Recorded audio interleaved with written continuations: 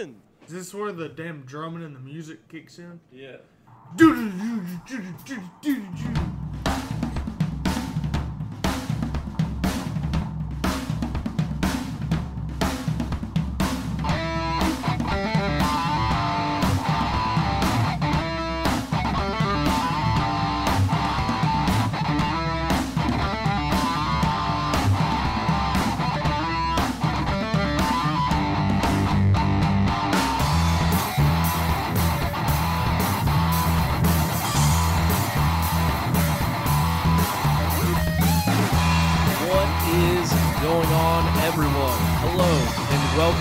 Another episode of On the Pike Podcast.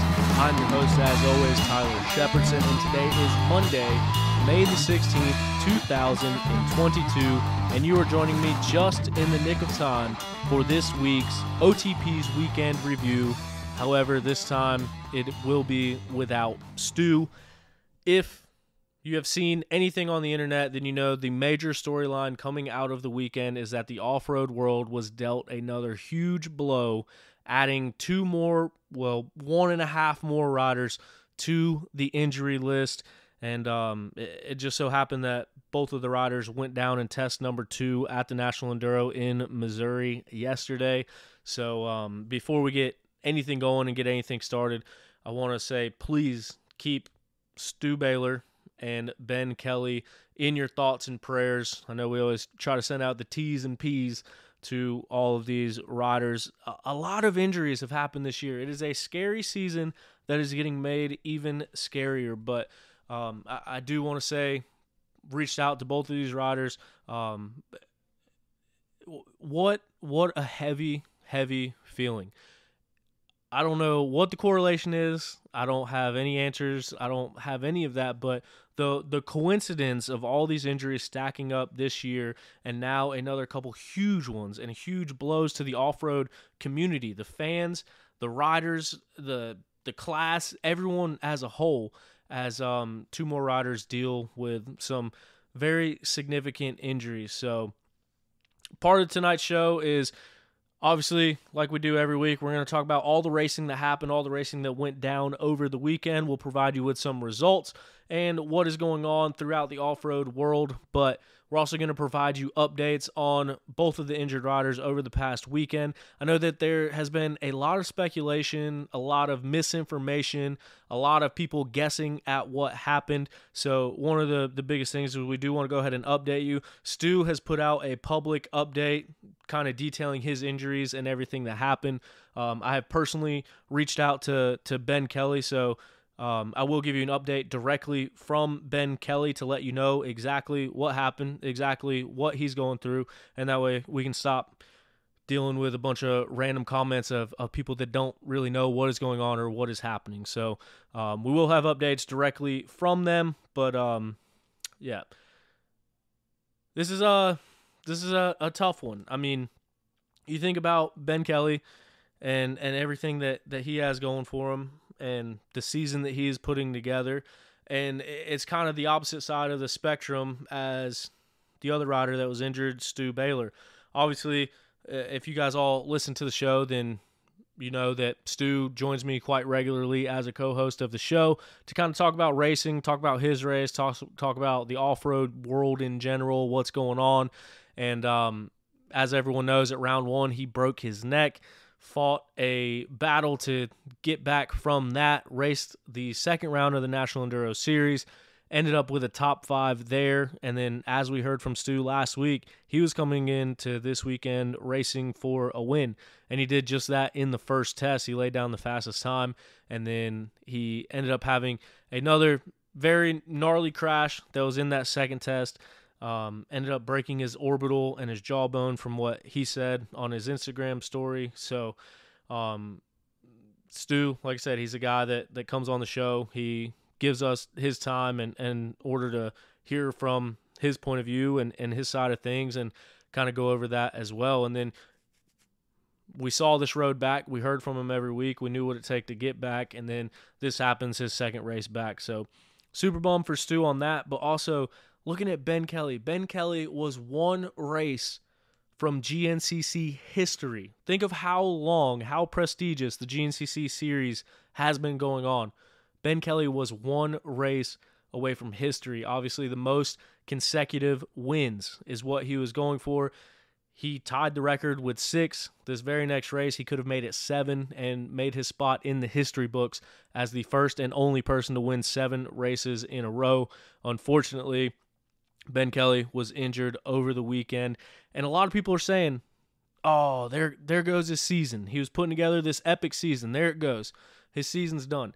His season might not be done, and that is one of the things that I want to talk about. We're going to break it down. We're going to talk about all that. We're going to talk about Ben Kelley's injury directly from Ben Kelley, and we're going to talk about why his season is not done. Not yet. I'm not ready to call it. He's not ready to call it. You shouldn't be ready to call it either. Before we dive into all this, I want to let you guys know, if you're new to the show, Beta Motorcycles is the official manufacturer of On the Pipe podcast. Beta Motorcycles has been a family-owned and operated company since 1905. They manufacture the finest enduro, trials, and dual sport motorcycles that are known for their premium quality and rideability. Beta Motorcycles are the best-looking bikes on the market, and they back it up with their superior performance. Head over to betausa.com for more information on their available models or to find a dealer near you to get yours today. Now, I'm in this transition phase, and part of that is that I don't have health insurance. So I was going to go race a couple races over the past couple weeks, and then I decided, might want to have health insurance, especially the way that things have been going this year. Not smart to race without health insurance. So if you're racing without health insurance, go get some health insurance before you race. But been putting some seat time in on my Beta. Expect to see it out at some races here in the very near future. This episode is also brought to you in part by Zach Tussle at Raymond James Financial. Zach is a racer and a financial advisor that helps his clients win when it comes to retirement and financial planning. If you or someone you know wants to save and invest for the future or is already retired and needs advice for income during retirement, Zach Tussle is always my first recommendation. Find out more by Googling Zach Tussle or on their website at financialadvisorsdenvernc.com. Zach, I believe, no, he wasn't racing this past weekend, but he raced the Sumter National Enduro and he raced the Virginia National Enduro. And he was on the show just a few weeks ago. So if you listen to him on OTP Tuesday, you got to hear about Zach, hear about his background, and hear about what he does over at Raymond James Financial. So do a little bit of research, look him up, find out how he might be able to help you or help someone you know manage your money. Also, Armored Graphics, they've been with us since the beginning. Check them out, armoredgraphics.com or on the socials at Armored Graphics. They're making top-tier, top-notch, high-quality graphic kits for your dirt bike. More and more people keep hitting me up for OTP kits. So trying to get those out, trying to get those rolling, but you can check out armorgraphics.com. Check out what graphics kits they have for your bikes. Obviously, you can add OTP logos on any of your graphics kits. And if you use promo code OTP20 on the website while you check out, it'll take 20% off of your order just for listening to the show. So check them out, armoredgraphics.com. They also do screen printing as well, Armored Screen Printing. They do all of our OTP shirts, which a lot of you have been ordering t-shirts. So I just sent out a big order this morning. I can't say thank you enough for everyone's support as I continue to try to grow this thing, making the transition from everything that I was doing to now focusing on the podcast more.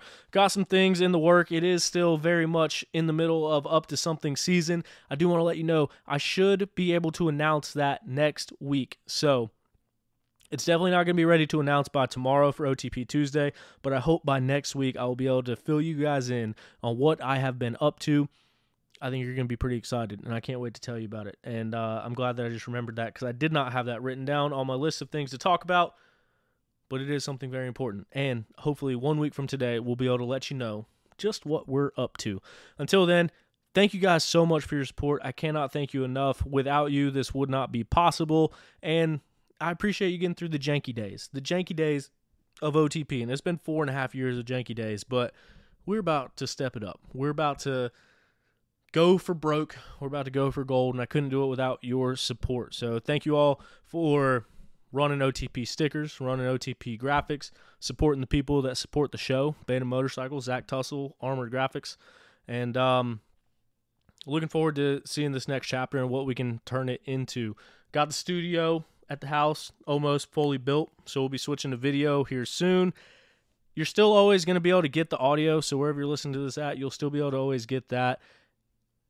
I might do the videos first and then the audio like a day later. I don't know yet. We're going to figure that out. Open to suggestions, but yeah, that's going to be coming soon. But first, let's get straight into this episode. So someone has also said that to me. We're 10 minutes in, and now I'm saying, let's get straight into this episode.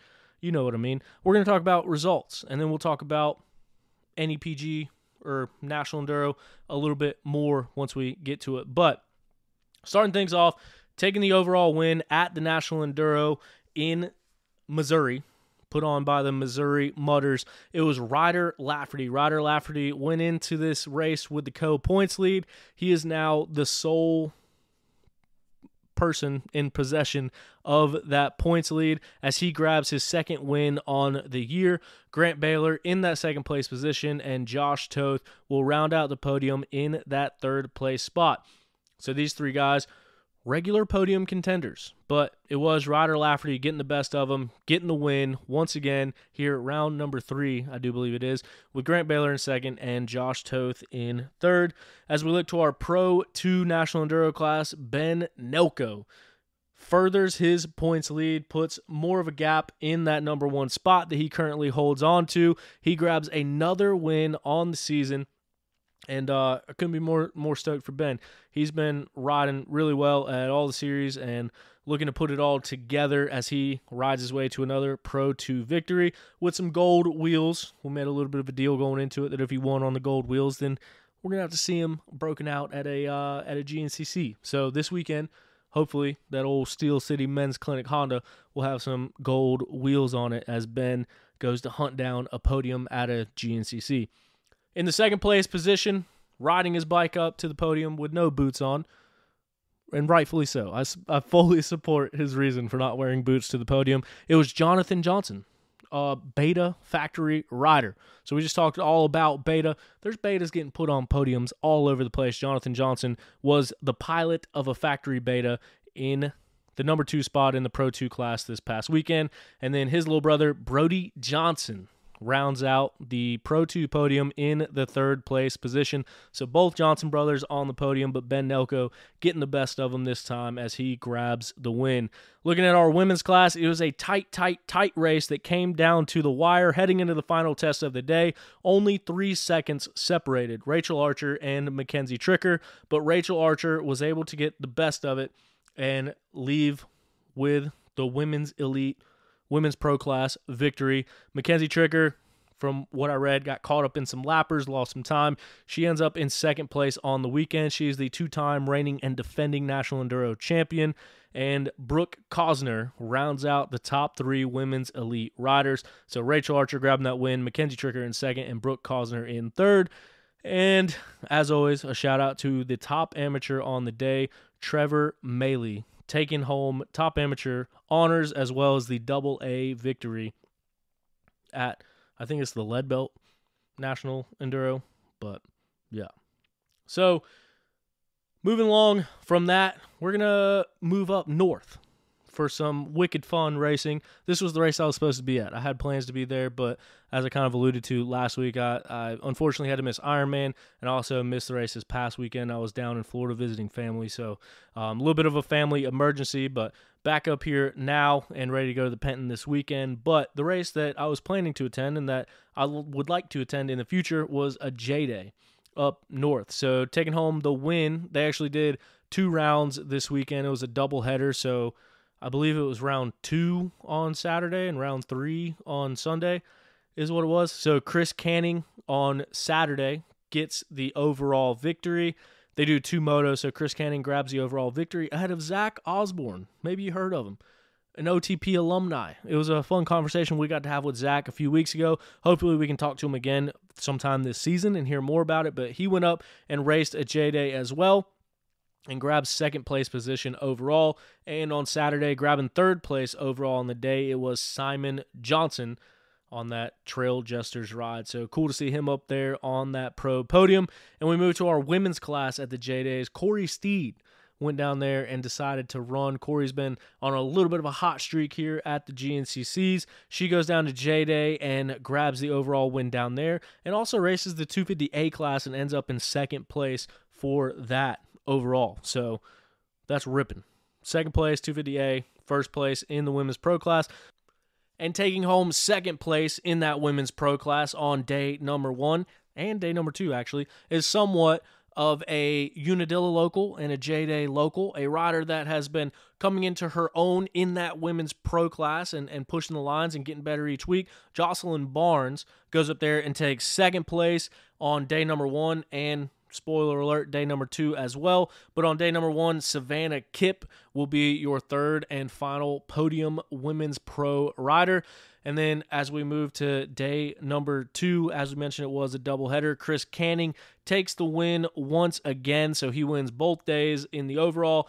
This time, though, it is Thorne Devlin coming out and playing a little bit in the Jday style format. Thorne Devlin gets second place position on Sunday, and then Luke Rensland gets it done for the third and final podium spot in that pro class. So Chris Canning wins both days. Thorne Devlin, number 2 on the day on Sunday, and Luke Rensland rounds out that podium. As we look down to our women's pro class once again, Shelby Turner went out and threw her hat into the mix. She grabs the win on day number 2. And in second place, once again, Jocelyn Barnes. So Jocelyn, second place, both days. Shelby Turner grabs the win on day number 2. And Ruby Fustini will be who rounds out the women's pro class podium on day 2. So a lot of fun racing, a lot of fun stuff going on up there at the Jdays. I want to go check one out. I've always heard about it. I've always wanted to go up there. Haven't quite made it yet because they are a little bit far from me, but close for everybody that lives up in that area, and they look fun. So anyway, looking at our buddies over on the left coast, the National Grand Prix Championship, I guess is what it has to stand for, the NGPC Series. They had a race over the weekend out west. It was Dante Oliveira, ISDE team member. He grabs the overall win. And in second place, it was Chance Hymas. And rounding out the NGPC Pro podium was Cole Martinez. So Dante Oliveira grabs the win, and I believe extends his points lead out there. Chance Hymas in second, and Cole Martinez in that third place spot. As we look to our Pro 2 class, a little bit of brotherly love going on out there on the left coast. Mateo Oliveira grabs the Pro 2 victory, followed by Jack Simpson in the number 2 spot, and Kai Aio. I think that's how you say it. I probably butchered it, but that is who ended up getting third. So Pro 2, Mateo Oliveira, Jack Simpson, and Kai Aio is who rounds out the Pro 2 podium. And we look to our women's pro class out there. The reigning and defending women's overall ISDE winner, Brandy Richards, grabs the win in the women's pro class, followed by Ava Silvestri and Lauren Woods will round out your top 3 women's pro riders at the NGPC series. Now, let's talk about this. Let's talk about what is going on. Earlier, I alluded to the fact that Ben Kelley's season might not be done yet, and we're going to talk about it. So, as we mentioned, Stu Baylor, obviously a giant blow. I haven't talked to Stu. I've seen the same video that you all have seen as far as his update from the hospital bed. Sounds like he's going to have to go see a plastic surgeon and get everything fixed up. So an absolute bummer all the way around. My heart sank when I found out about both of these riders, especially that coincidentally it happened in the very same test. So our thoughts are with Stu and wishing him a full and complete recovery as well. I know he's en route back to his house now. So yeah, just thinking about especially everything that he had to battle to come back through, but and for this to happen, definitely not the way any of us wanted to see it go down. But as we look to Ben Kelley. Ben Kelley is the man of the hour. Ben Kelley is the man on top. Ben Kelley is the reigning and defending GNCC national champion and the points leader in that GNCC series. Ben Kelley has been on fire this year. He's been the topic of everyone's conversation. He has been making the racing boring, as people have said. But completely going out and winning by minutes each weekend is not boring, and it's not something that comes lightly. So to see the success that he has had and see him on the verge of history, as we mentioned, getting the most consecutive GNCC wins in a row to ending up suffering this injury is very, very, very unfortunate. So before we get into this and before we get into the details, I want to read you a statement directly from Ben Kelley, and he was kind of under the same agreeance, is the speculation. People hear you ever played the telephone game where you tell the first person something, and by the time it gets to the end of the line, every detail has changed? There's been so much stuff said in the comments, and most of it not being factual at all. So I actually reached out to Ben, just saying that I was thinking of him, and this is a injury that, as you all know, I've been through or still going through right now, actually. So I just reached out and just said I was thinking about him, and we ended up having a conversation about it all after that. But yeah, he agreed that there's no hiding it. Everyone knows that there was an injury, and so he wanted to clear the air just because there is so much misinformation and so many people saying so many random things that they just don't know what they're talking about. So I will read you directly from Ben Kelley. It was a compound fracture to my tib fib on my left leg. I had successful surgery on that already. Luckily, the breaks were clean. I also dislocated my shoulder. The doctor got it popped back in, but we won't know the full extent of the damage until I get an MRI. It was a pretty vicious crash. Got swapped sideways on a root or something, which caused me to go full whiskey throttle into a tree, so I crushed my leg between the bike and the tree, and then got pitched back the other way, went flying through the air, and my leg folded around another tree, turned the damn thing into a Twizzler. So that is what happened. That is the way that the crash took place, which is such a gruesome detail, especially when you think about how fast these riders are going through the woods and how hard you got to hit to be able to do all of that. But my heart sank when I heard the news yesterday, and just hearing his recount of it, it's crazy. So that is the full extent of the injuries. That is directly from Ben Kelley. That is how the crash happened. He compound fractured his left tib fib. Surgery's already been done on that.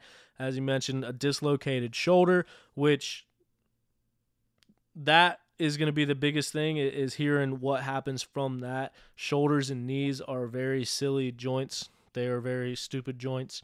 And hoping the best news comes out of that MRI. Sometimes it can pop out, pop right back in. Everything is fine. Everything is hunky-dory. There's also a lot of things in the shoulder that can get torn. So hoping the absolute best for Ben Kelley and his MRI as he continues to find out the extent of the injuries that were caused. But as far as I know, he is still in the hospital in Missouri now. I know that his mom and family was able to be up there with him. But that was the main thing, is just giving you an update on what actually happened. Now, we talked earlier about this being a season-ending thing. This is not necessarily a season-ending thing, and this is kind of what I wanted to talk about. So, I compound tib fib my tib fib in December.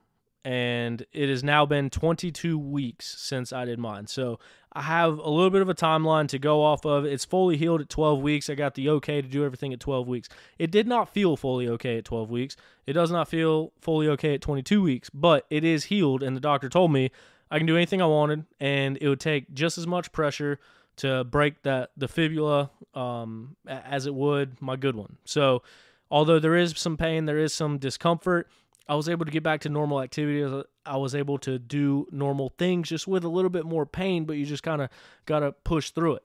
Now, a couple interesting things happen with Ben's scenario. He's won 6 races in a row. There are 3 more races until summer break, and then summer break, obviously. And the first race back is the Boy Scout camp in Beckley, West Virginia. That is 17 weeks away from right now. So as we mentioned, a leg can be fully healed, a broken bone can be fully healed in 12 weeks. So that's 12 weeks, and then an additional 5 weeks on top of that before we go racing again. So 17 weeks from now is when the first race after summer break happens. Now, because Ben Kelley has won 6 races in a row, he currently holds the points lead by a long shot. Ben Kelley has 180 points. That is a 65-point lead that he holds over the number 2 rider of Jordan Ashburn, who has 115, and Trevor Bollinger, who has 114. So Ben Kelley 180, Jordan Ashburn 115, Trevor Bollinger 114. So just 1 point difference there. And then we go to the 4th place spot. That's Craig DeLong with 104. So 10 points back from Trevor. And then we got Josh Toth with 77, Grant Baylor with 53, and Josh Strang is the next rider in line with 40. Now, why is this important? You might want to break out a pen for this. It might be hard to keep up with, but just going through the numbers. Ben Kelley right now, a 65-point lead. To win a GNCC, you get 30 points. Second place gets 25 points. Third place gets 21 points, then 18 points, then 16 points. So the biggest gap is in the first few spots. The gap from first to third is 9 points. From 30 points to win to 21 points for a third, that's 9 points. Second place is a 5-point gap from first to second. Now, that means with a 65-point lead, Ben Kelley will still be the points leader going into Snowshoe. The Penton is this weekend. The race at High Point is in 2 weeks. And then it is Snowshoe that leads us into the summer break. By the time Snowshoe happens, no matter what, Ben Kelley will be the points leader at Snowshoe. As soon as Snowshoe is finished, he's got 2 months to heal before we go racing again after the summer. Now, obviously, there are ISDE implications. I'm sure that Ben had to have been one of the people that were going to be on the trophy team. Obviously, that is a major blow. But when you're looking at this GNCC championship, it is still completely within reach. So, as we mentioned, going into Snowshoe, Ben Kelley will be the points leader no matter what. No matter what happens, no matter who wins. After that, it will depend on who wins what races, because we have, right now, essentially a tie for second place between Jordan Ashburn and Trevor Bollinger. 1 point separates them, but we're going to call that essentially a tie just for the sake of math. Now, if the same person wins all 3 races, they win the 2 races or the 3 races before break, one person wins all 3. They will earn 90 points. So if that one person, and that one person has to be Jordan Ashburn or Trevor Bollinger in this case scenario. So the closest people to Ben Kelley, if either one of those 2 riders win all 3 races consecutively, they will score 90 points. If that happens, that will give them 205 points or 204 points for Trevor. As mentioned, 1 point, essentially a tie. So 205 points. And then Ben Kelley has 180. So that is a 25-point gap that Ben Kelley could come back after the summer break. That might be that at the worst case scenario for Ben Kelley, he is down 25 points coming into the final round. Keep in mind, we've had 6 races. He's ahead 65 points right now. Now, that being said, the likelihood of someone winning all 3 of those races, I think, are very slim, because now it's kind of open season again. Everyone, I mean, these riders are riding for win bonuses. They're riding for points. They're riding for potentially a championship now, because this is all predicated on Ben Kelley being able to get back and being able to get healthy. I feel like a person in Ben Kelley's position, he is younger than me. He is healthier than me. He is more determined than me. He is probably harder, or definitely harder working than me. And he's probably going to do a hell of a lot more than I did to rehab my leg, and he's going to have an entire team there helping him do it. I kind of did the bare minimum, to be honest with you. I went to the doctor, I think, 3 times, and I'm 22 weeks out. So Ben Kelley is going to be under the guidance of PT professionals. He's going to have that KTM team in his corner. He's going to have all these people helping him, and he's going to have a reason to get out and rehab that thing and get it moving and build the strength up and get back on the bike. That being said, depending on what happens with the shoulder, it is very possible that he comes back after summer break at the Boy Scout camp 17 weeks from now, pretty damn close to 100%. And that is a big if, and that does sound a little bit crazy, but with a rod through a leg, the bone heals around it, and pending no complications or anything, it is completely reasonable to be racing a motorcycle 17 weeks later. But right now, as I mentioned, it's open season. Right now, everyone is like, okay, Ben's not there. Ben's been winning by minutes with an S. Now we have a chance to win. So I think it's going to be tough for somebody to clean sweep. Look at the way that the podium is broken out this year as far as who's in second place, who's in third place. Grant Baylor was up there. Trevor Bollinger has been in 2 seconds and a third. Jordan Ashburn was on the podium every round until the past couple rounds. Josh Toth, he puts himself on the podium. We got Josh Strang back in the mix as well. So he's going to throw a wrench into that thing as well, because Josh Strang is very well capable of going out and winning races, and he's damn capable of getting podiums. So, that's another factor. So, as I mentioned, if Jordan Ashburn or Trevor Bollinger win 3 in a row, which is not impossible, it is very possible. I am just leaning on the side that it's unlikely. Given the way that the racing is right now, given the way that the competition is right now, given who is out, who is in, I think these riders are going to be gunning for these wins over the next 3 races. But if Jordan Ashburn or Trevor Bollinger wins all 3, then worst case scenario, Ben Kelley comes back down 25 points going into the final 4 races of the season. Let's say Jordan Ashburn or Trevor Bollinger, and keep in mind these numbers are based off of them because they are in the number 2 and number 3 spot right now. If one of them gets a first, a second, and a third, so podium all 3 rounds, but a first, a second, and a third, that is going to score 76 points, which is going to give them 191 points overall. As we mentioned, Ben Kelley, 180 points. So if one of those 2 riders goes 1, 2, 3, Ben Kelley will be only 11 points down 17 weeks from now when we go racing at the Boy Scout camp after summer break. Now, as we mentioned, Josh Toth had a little bit of bad luck to start the season. He is sitting in 5th place in points. He's 77 points total, so he's pretty far back as far as the points are concerned from the gap between 5th and 1st.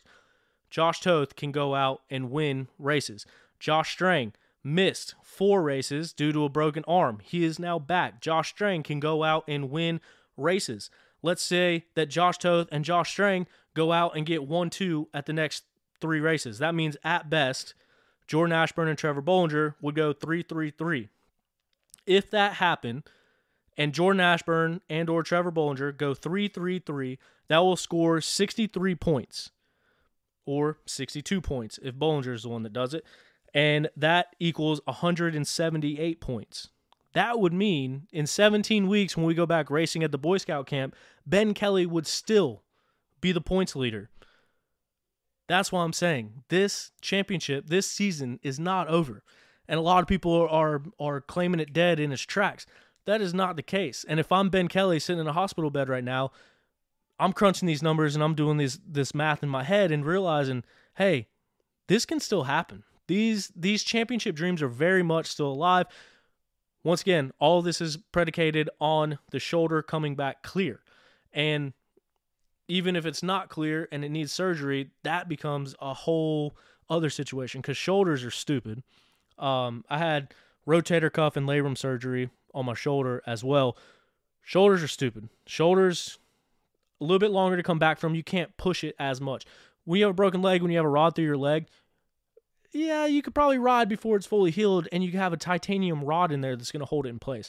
Shoulders and knees are just floating joints. It's a ball and socket joint. It can move in every single direction, which means it's not really stabilized in any direction. So that is going to be, it's all going to come down to that, which, as we mentioned, you can dislocate it. It can be completely fine. That is what we are crossing our fingers for. That is what we are hoping for the sake of Ben Kelley as a person, for the sake of Ben Kelley as a rider, for the sake of Ben Kelley as a competitor. We are hoping that nothing is wrong with the shoulder. But even if there is something wrong with the shoulder, then it becomes, well, we missed part of the season with a broken leg. Do we get surgery now, sit out the rest of this year, and come back in 23? Or do we grind through the rest of the season, hopefully wrap up this championship, and get the shoulder fixed after the season? That is going to be a tough call because you're playing with that time frame either way right there. But back to my original point, if I'm Ben Kelley sitting in a hospital bed right now, hopefully the shoulder's good. We're going to keep our fingers crossed. We're going to assume the shoulder's good.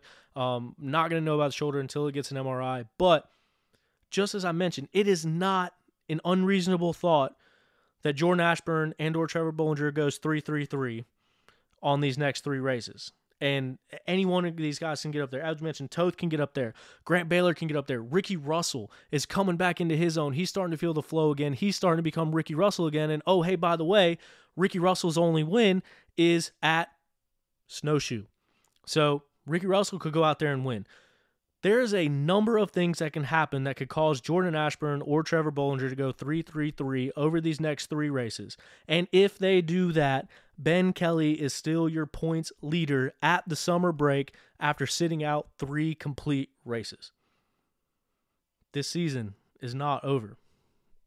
And at the same time, this does open the door wide open to any of these XC1 riders that are left standing in this XC1 class. Unfortunately, it has been a scary season, a year plagued with injuries, but the way it sits right now, it is open season. And the thing going into this weekend and all the other weekends, so many of these riders that have a potential to win have not won races before in the past.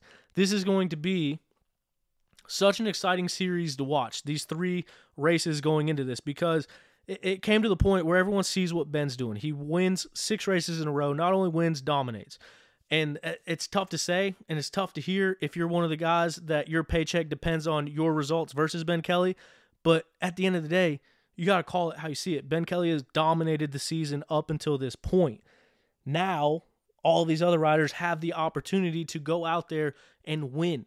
It's tough to get over that mental block of showing up right next to a guy that's won by 2 minutes, 4 minutes, 5 minutes, all of that. But now it's wide open. And as I mentioned, so many of these riders have not won a race yet. And so it's just a big pool. I think this is going to be the most competition, the most competitive battles that we've seen at GNCC in quite some time. And it is still highly likely that we head into the summer break with Ben Kelley, your points leader in this 2022 championship still. It is also completely possible that Jordan Ashburn or Trevor Bollinger wins 3 races in a row and is then 25 points ahead of Ben. It is also possible that Josh Strang wins 3 races in a row and moves himself up in the championship to where he's in striking distance of winning his 2nd championship of his career. It is possible that Craig DeLong wins 3 races in a row and becomes the points leader and gets right there in the mix. It's possible that Josh Toth wins all 3 races in a row. Any way that you put it, any way that you flip it, any way that you look at it, Grant Baylor, Ricky Russell, Josh Strang, any of these guys, they can go out there and win these next 3 races and completely shake up the entire thing.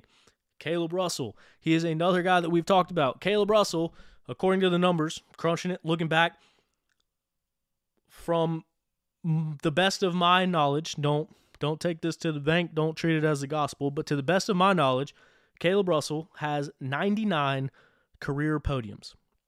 Caleb Russell has raced a GNCC this year in the morning race, and Caleb Russell has also hinted at racing snowshoe this year. This would be a hell of a time for Ben Kelley's former teammate and Ben Kelley's head trainer, Caleb Russell, to coincidentally have the drive to go get that 100th podium. He's talked about it.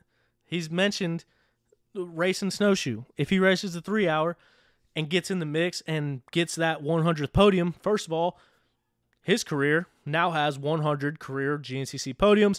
Also, doing a little bit of favor, steals some points away from everybody else, and effectively helps Ben Kelley in that comeback should that comeback happen.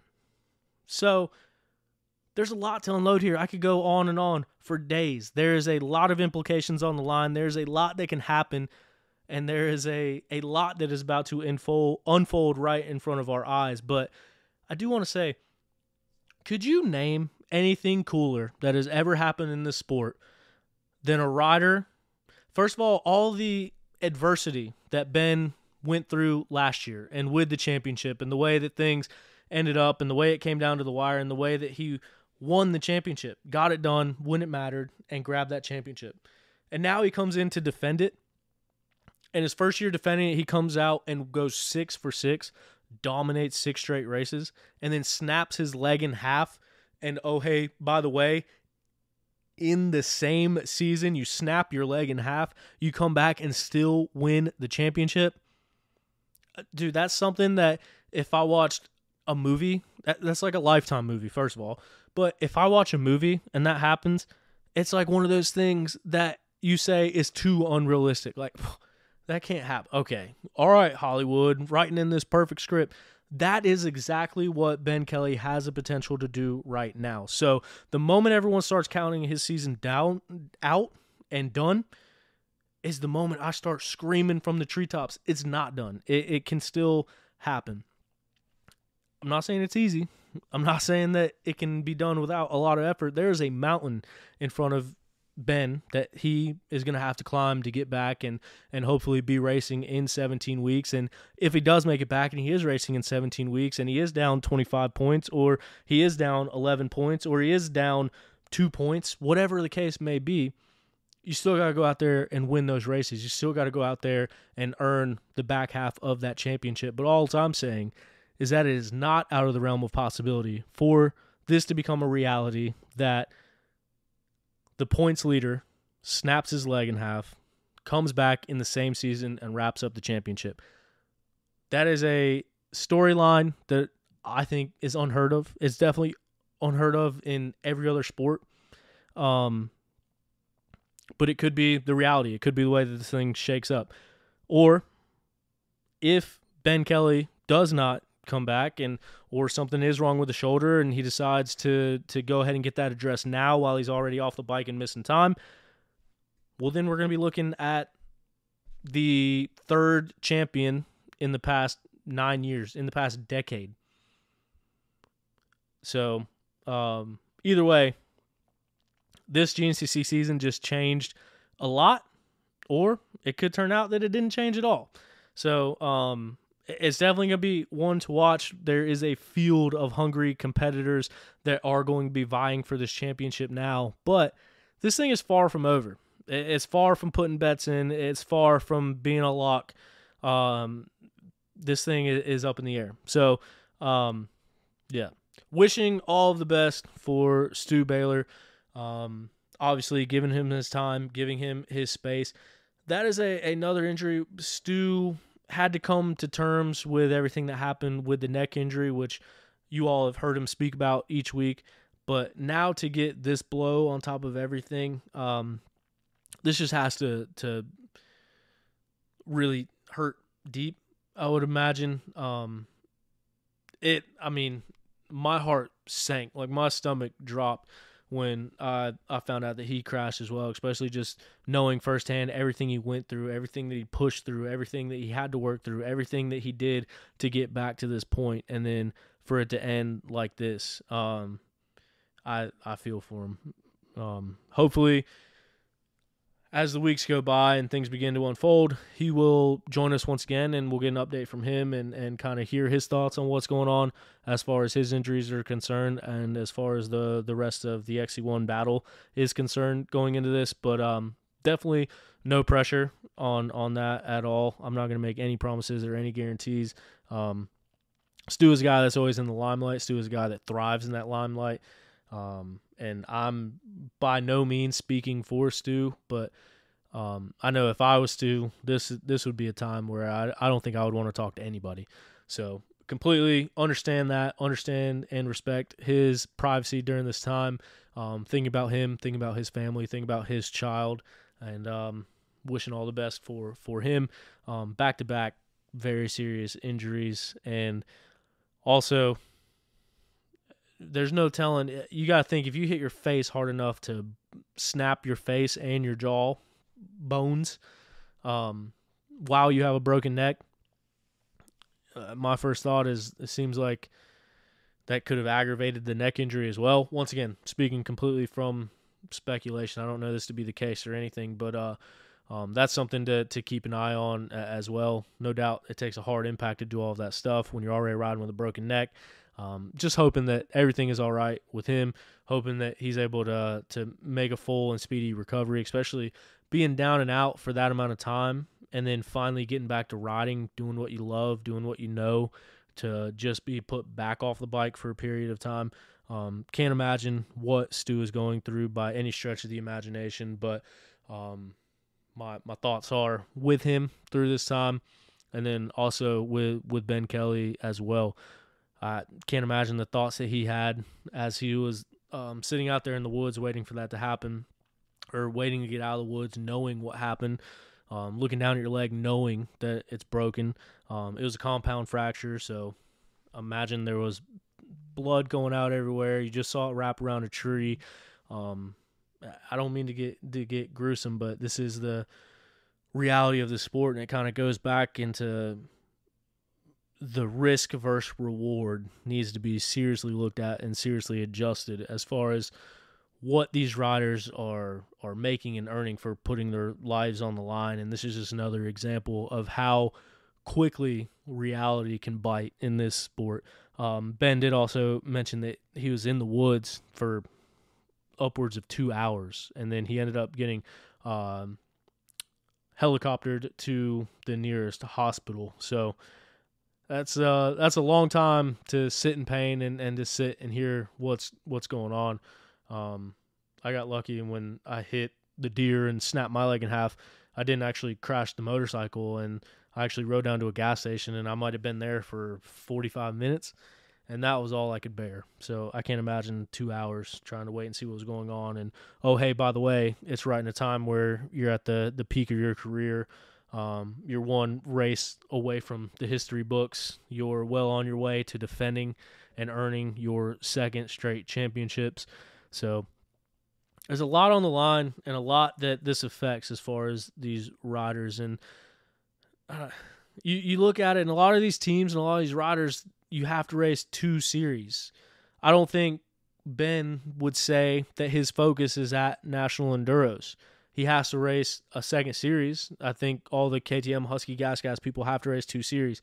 So you got to think, like, is that something that can be adjusted? Once again, I'm not speaking for Ben. I'm just completely speculative at this point as far as contracts are to race GNCC. That's where the big money is. You get hired to race GNCC, and then you pick your second series. You can choose between a Sprint Enduro series, or you can choose the National Enduro series.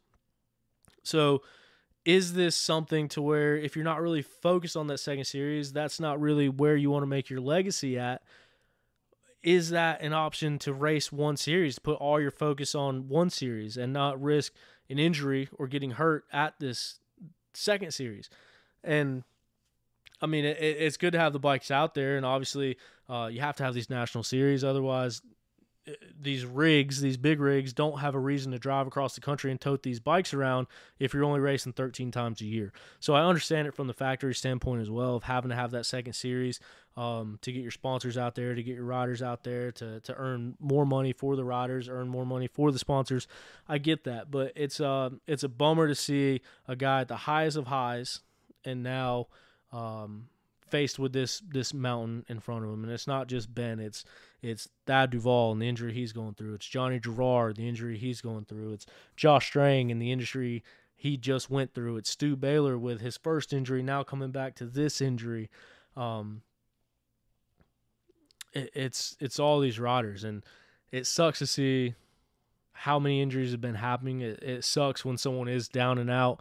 It sucks royally to see somebody hurt and to see someone going through all this stuff. So T's and P's out to all of these riders, and I know a lot of riders are starting to come back. A lot of riders will be coming back in the coming weeks, and now we got a couple more that are getting sidelined again, starting the clock over right now. So I don't know, just I have a ton of respect for everything that these riders do, and it just, I mean, it hurts to see this happen to riders, especially, like I said, when you mentioned the risk versus reward, but it's the legacy that they're all building, and it's the legacy that they are all chasing. So I hope that this was enough of an update and an insight as to what was going on. Hopefully this can answer some of your questions. I know there has been a lot of confusion and a lot of people wondering what happened, so hopefully this did clear it up.